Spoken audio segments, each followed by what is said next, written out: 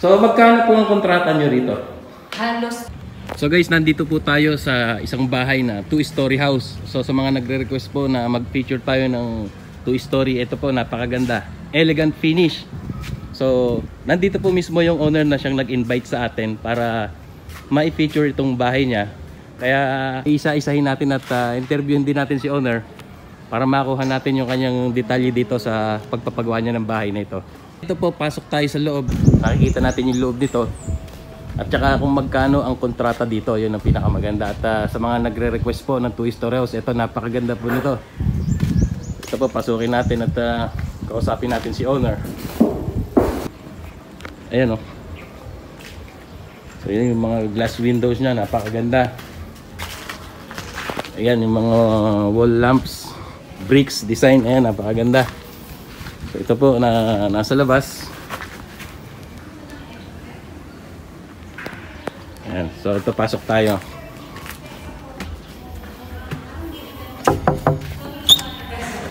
Ayan, ito po ang owner si Ma'am Riz Elaine. At ito yung ayun, okay. So ma'am, thank you sa pag-invite at thank you rin sa pagkakataon na ma-feature natin itong bahay nyo. Ma'am, bali ano pong sukat nitong bahay? 128.20. 128.20 square meters yan. Up and down na po yan. So ito po yung sala. Ayan. So aliwalas din at maganda. At ayan, makikita natin ito naman yung first room. Bali ilang room po ito ma'am? Tatlo yung room namin. Tatlo. Tingnan natin itong first room. So sa ngayon, hindi pa nakatira si owner dito. So, malapit na at makikita natin ito. Meron pang cabinet. Ayan, may mga pin lights na rin.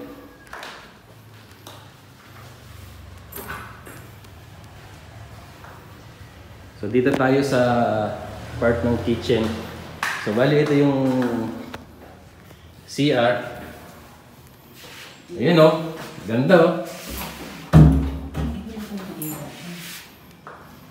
Okay lang.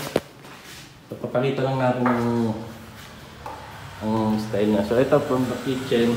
Tapos ito yung packet nila sa taas. Akit din tayo dyan. Papakita natin yung ano. Dito muna tayo sa... So ito. Ito yung pinakailalim ng hagdanan, yung storage. So dito po tayo sa kitchen, ayan. Ang ganda.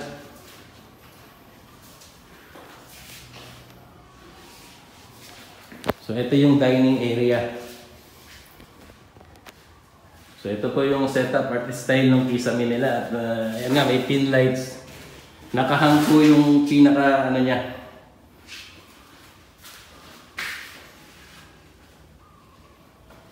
So bali, ilang taon na po itong ginawa, ma'am? Actually, magkano na ito? Magto 2 years na sa July. Okay. May mga cabinet na pala. Ano to, madam? Hindi pa ano to? Hindi pa nalalagyan ng ano? Yan yung mga ano pa? Mga pending na gagawin. Mga pending na gagawin ng contractor na gumawa nito. Okay. So maganda naman yung finish niya. Okay, ito may cabinet. Maganda naman, kaya lang ano nga, medyo na-delay na. Na-delay. Behind na sila sa schedule talaga.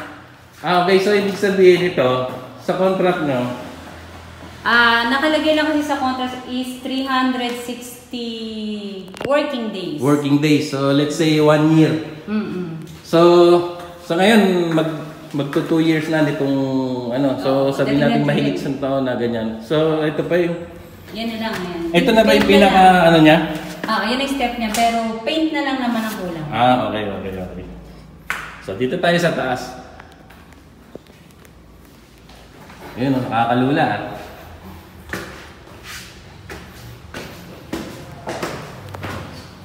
Ito po yung high ceiling.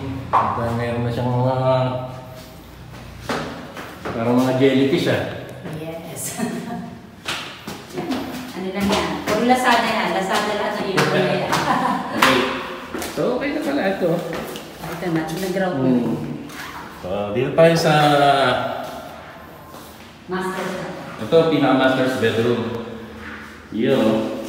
Ganda.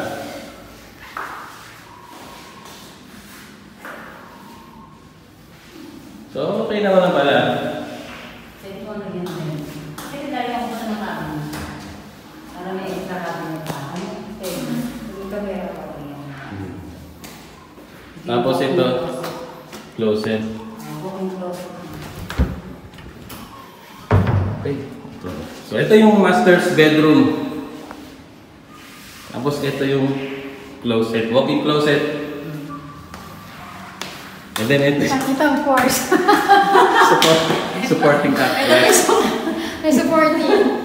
Kasi Okay. isang lahat na kwarto. Ito yung pang third room. Kwarto ng mga lalaki. Ganda.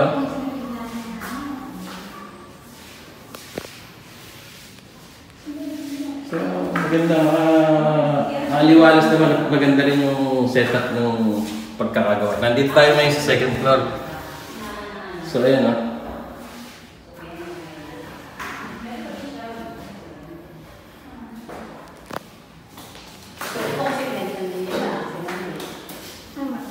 Eh, kasi lalagyan ko ng... Tapos ito yung...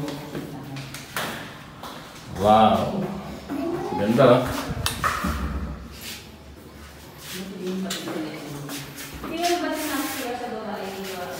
Ito yung shower nila. Talagang ano, quality. Ang ganda. Hindi maganda naman. Talaga ng medyo...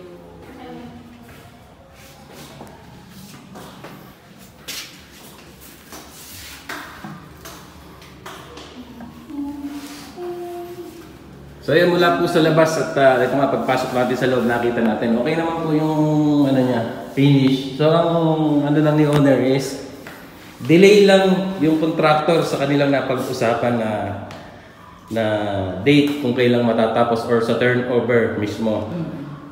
So mostly nangyayari nga yan.